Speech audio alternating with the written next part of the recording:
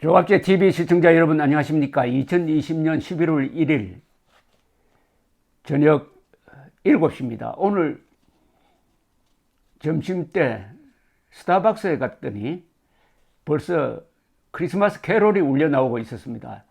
벌써 올해가 다 지나간 듯 시간이 등을 미는 느낌이 듭니다. 아주 이 어려운 시기입니다. 세계적으로, 국내적으로 건강을 잘 돌보시고 희망찬 내년을 준비하는 11월, 12월이 되었으면 좋겠습니다. 홍준표 무소속 의원은 어제 아주 격렬한 내용의 이 페이스북 글을 통해서 빅텐트를 치자, 안철수, 정규재, 태극기 세력 다 합치자, 국민의힘 중심으로 이런 주장을 했는데, 오늘은 더 구체적으로 민주당 이중대가 되어서 도살장에 끌려가려는 소가 되겠다는 거냐 하면서 김종인 체제를 정면 비판했습니다. 페이스북에서 국민의힘이 상임위원장 다 내주고 맹탕 국정감사하고 공수처 내주고 예산 내주고 이젠 의료 대란의 원인을 제공한 공공의대도 내주겠다고 한다.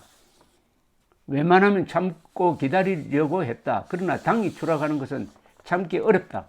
당이 추구하는 새로운 길은 민주당 이중대 정당이냐.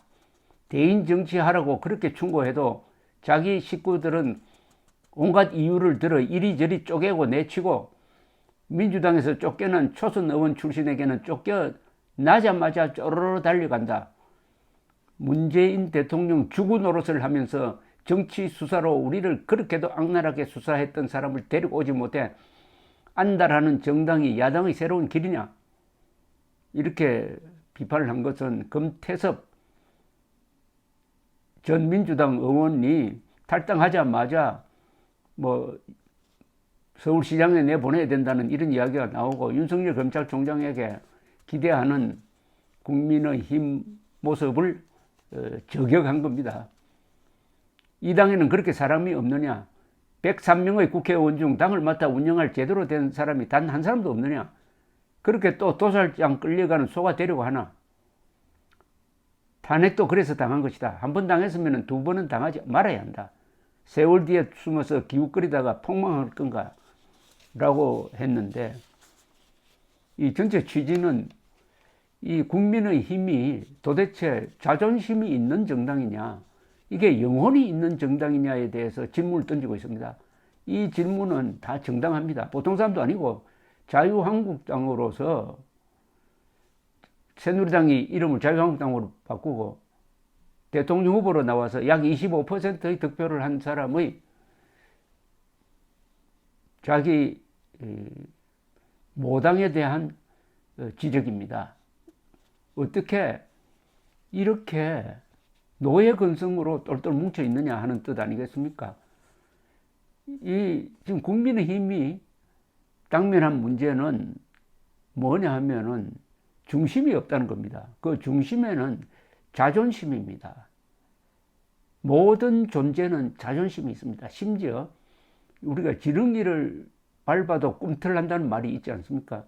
그 미물도 자기의 생존이 위협당할 때는 몸부림을 친다 이겁니다. 근데 이 국민의힘이란 정당은 그런 자존심이 없으니까 자주의식이 없어요. 따라서 노예 근성밖에 없습니다. 그 노예 근성의 결정적 표현이 지금 문재인 정권을 출범하는데 결정적 공을 세운 김종인 씨를 선대위원장으로 모셨다가 선거가 실패했는데도 이번엔 또 비상대책위원장으로 하고, 이게 지금 제정신이라고 볼 수 있습니까? 이런 정당이. 그리고 보수 정당이 좌파 정책인 경제민주화를 주장했던 사람을 모셔오고, 그러면서 탈이념한다고 그러고, 이념 전쟁이 벌어지고 있는데 탈이념한다면은 가장 중요한 무기를 내려놓고 무장 해제한다는 이야기죠.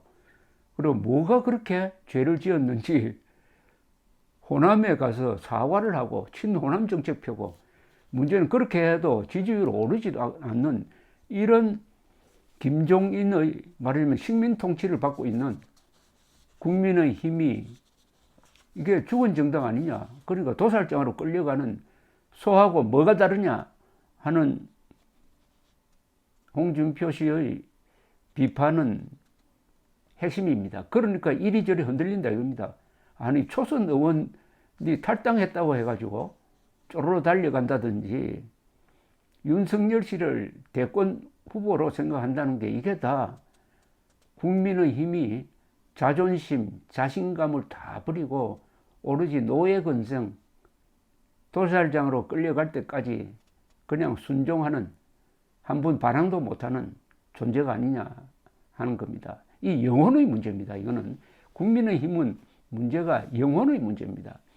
개별적으로 국회의원 한 사람 한 사람 보면 똑똑한 사람 많아요.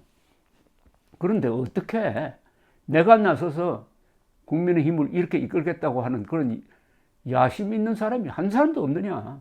어떻게 해서 외부에서 더구나 좌파 프락치라고 보이는 김종인 씨한테 어떻게 이렇게 순종적이냐. 이래 놓고 그 악착 같은 좌파 정권을 상대로 정권을 가져올 수 있느냐.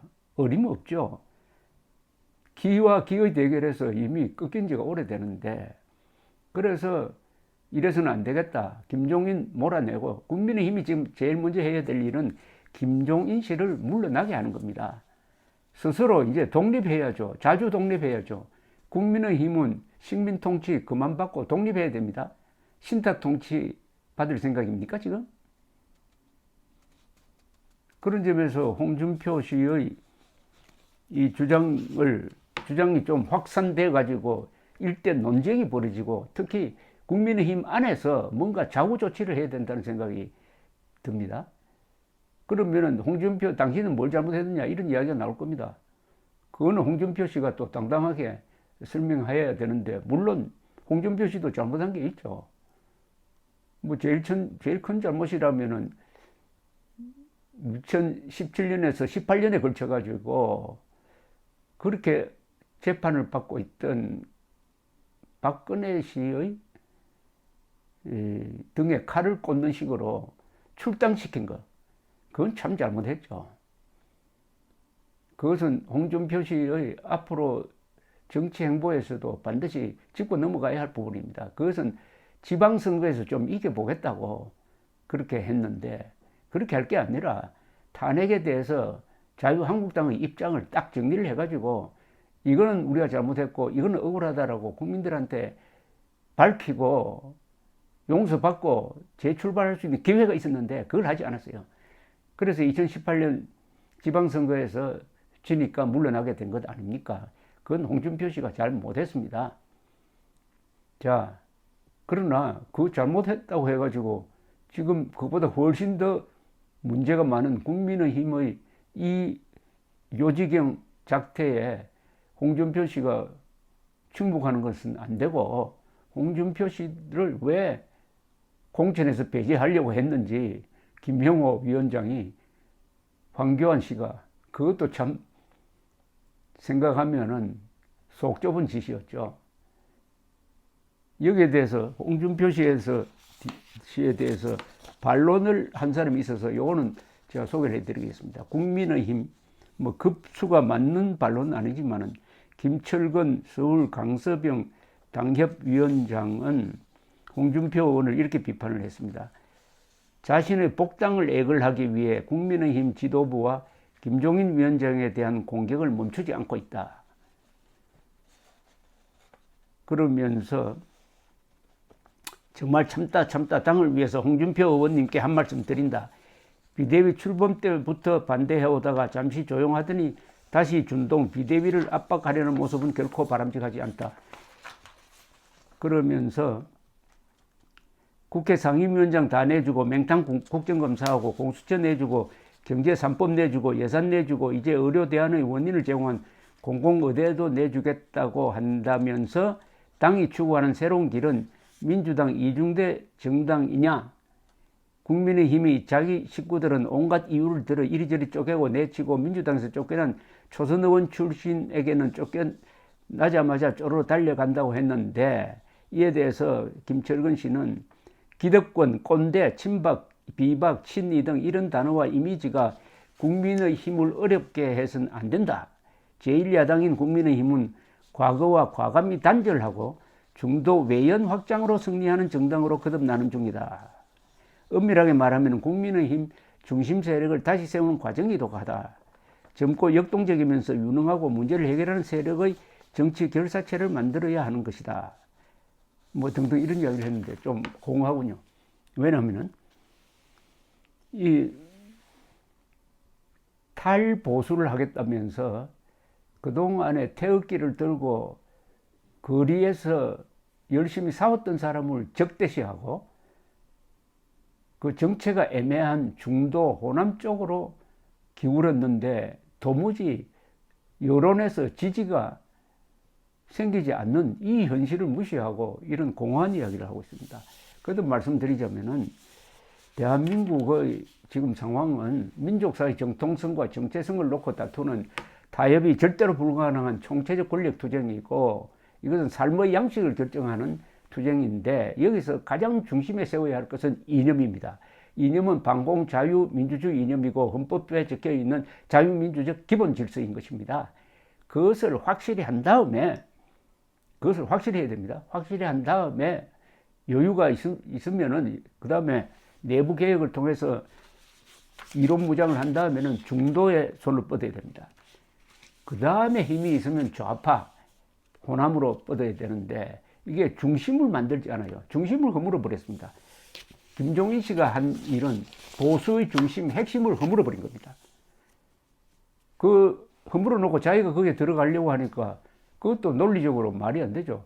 보수적 이념에 대한 확신이 없는 사람이 무슨 보수 정당의 대표를 해가지고 개혁을 하고 외연을 확장한다는 겁니까? 외연을 확장하려면 중심을 굳혀야죠. 신라라는 나라가 참 잘 지은 이름인데요. 그 신이라는 뭐냐는 것은 일신한다는 뜻입니다. 자신을 늘 새롭게 한다는 뜻입니다. 그게 개혁입니다. 그 다음에 라는 뭐냐? 망라한다는 뜻입니다. 사방을 망라한다. 자기를 개혁을 하고 그렇게 해서 힘이 생기면은 외연을 확장한다. 이게 한국에서 가장 성공한 개혁입니다. 즉 신라는 그런 개혁을 통해서 삼국 통일을 해가지고 한민족이라는 단위를 만들어내고 오늘날 대한민국의 이 생존 근거를 만들어낸 그 원리가 국민의 힘에도 적용돼야죠.